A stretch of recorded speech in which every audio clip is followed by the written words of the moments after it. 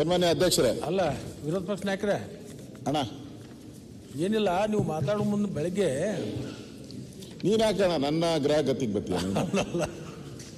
ನಾನೇ ನಿನ್ ಗ್ರಹ ಗತಿಗೆ ಮಾತಾಡುವಾಗ ಆ ಬಸವಣ್ಣವ್ರ ವಚನ ಕೋಟ್ ಮಾಡಿದ್ರೆ ಅದ್ರ ಸ್ವಲ್ಪ ಸವಿಸ್ತಾರವಾಗಿ ಬಿಡಿಸಿ ಹೇಳ್ಬೇಕಲ್ಲ. ಸಾಕು, ಈಗ ಅಷ್ಟೇ ಲೇಟ್ ಆಗಿದೆ, ಲೇಟ್ ಆಗ್ಬೋದು.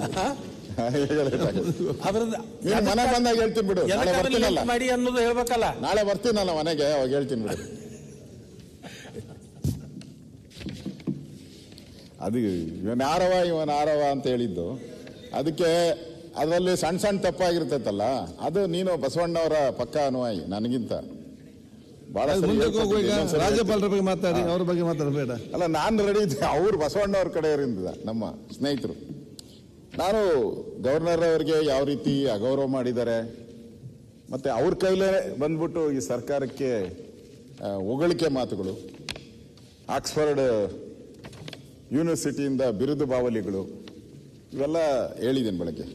ಆ ವ್ಯಕ್ತಿ ಹೆಸರನ್ನು ಕೂಡ ನಾನು ಹೇಳಿದ್ದೀನಿ, ಆ ವ್ಯಕ್ತಿ ಹೆಸರು ಹೇಳಲಿಲ್ಲ.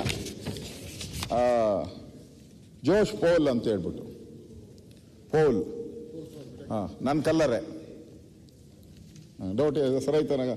ಪ್ರಿಯಾಂಕ್, ಬೆಳಗ್ಗೆಯಿಂದ ನನ್ನ ತಲೆ ತಿಂತಾವ್ರೆ. ನಾನು ಪ್ರಿಯಾಂಕಾ ಅನ್ನಕ್ಕೆ ನಾನು ಗೌರವ ಕೊಟ್ಟು ಅವ್ರು ಪ್ರಿಯಾಂಕಾ ಅಂದೆ, ಗೌರವ ಅಂದ್ಬಿಟ್ಟು ಇವರು ತಪ್ಪು ಹೇಳ್ತಾ ಇದಾರ, ತಪ್ಪು ಹೇಳ್ತಾ ಇದ್ದಾರೆ. ಪ್ರಿಯಾಂಕ್ ಏಕವಚನದಲ್ಲೇ ಹೇಳ್ತೀನಿ. ಹೌದು, ಬಹುವಚನ ಅಂದ್ರೆ ಬಹುವಚನ, ಅದರಿಂದ ಜಿ. ಅದರಿಂದ ಈ ನನಗೆ ಅನ್ಸಂತು, ಒಬ್ಬ ಮುಖ್ಯಮಂತ್ರಿಗಳು ಯಾರದಿಂದ ಬಿರುದುಗಳು ತಗೊಬೇಕು, ಯಾರಿಂದ ಅವಾರ್ಡ್ಗಳು ತಗೊಬೇಕು ಅಂದ್ರೆ, ಒಬ್ಬ ಮುಖ್ಯಮಂತ್ರಿ 16 ಬಜೆಟ್ ಮಂಡನೆ ಮಾಡಿದ್ದಾರೆ. ರಾಷ್ಟ್ರಪತಿಗಳಿಂದ ಅವಾರ್ಡ್ ತಗೊಬೇಕು. ರಾಷ್ಟ್ರಪತಿಗಳಂತವ್ರು ಗೌರವ ಕೊಡಬೇಕು. ನೀವು ಸಿದ್ದರಾಮಯ್ಯನವರು ಈ ತರದ ವ್ಯಕ್ತಿ ಅಂತ ಹೇಳ್ಬಿಟ್ಟು, ಅದು ಬಿಟ್ಬಿಟ್ಟು ನಿಮ್ಮ ಆಫೀಸಲ್ಲಿ ಕೆಲಸ ಮಾಡೋನ್ ಕೈಲಿ ನೀವು ಅವಾರ್ಡ್ ತಗೊಂಡ್ರೆ ಅದೇನು ಗ್ರಾಮಿ ಅವಾರ್ಡ್ ಮಾಡ್ತಿಲ್ಲ ಅಧ್ಯಕ್ಷರೇ? ಆಕ್ಸ್ಫರ್ಡ್ ಹೆಸರಲ್ಲಿ ದಾದಾ ಸಾಹೇಬ್ ಫಾಲ್ಕೆ ಅವಾರ್ಡ್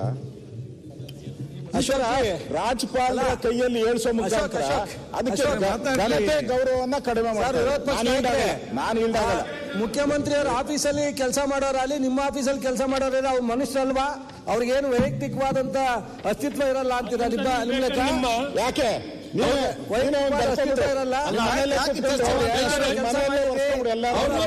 ಹೇಳಕ್ ಅಕ್ಕಿಲ್ವಾ?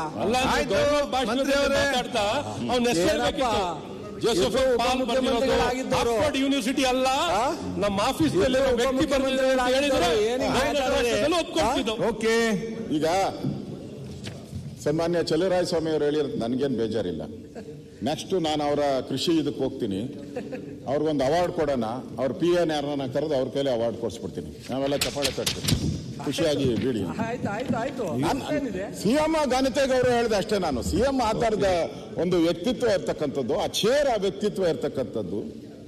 ಅವರು ಆ ಥರದ ಒಂದು ಗೌರವ ಕೊಡಬೇಕಾದ್ರೆ ಆ ಥರದ ವ್ಯಕ್ತಿತ್ವ ಇರ್ತಕ್ಕಂಥ ಆರ್ಥಿಕ ತಜ್ಞರು ಆ ಥರದವ್ರು ಕೊಟ್ಟರೆ ಅದಕ್ಕೊಂದು ಬೆಲೆ ಇರ್ತದೆ.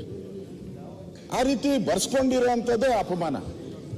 ನನಗೆ ಅನ್ಸುವಂಥದ್ದು 20 ತಿಂಗಳಾಯ್ತು ಅಲ್ಲ, ಅವಾಗ ಒಂದ್ಸರಿ ಒಂದ್ಸರಿ ಇಲ್ಲ, ಎಲ್ಲರೂ ಮಾತಾಡ್ಲಿಕ್ಕಿದೆ. ಸನ್ಮಾನ್ಯ ಅಧ್ಯಕ್ಷರೇ, ನಾನು ಹಿಂಡಾಗಲ್ಲ.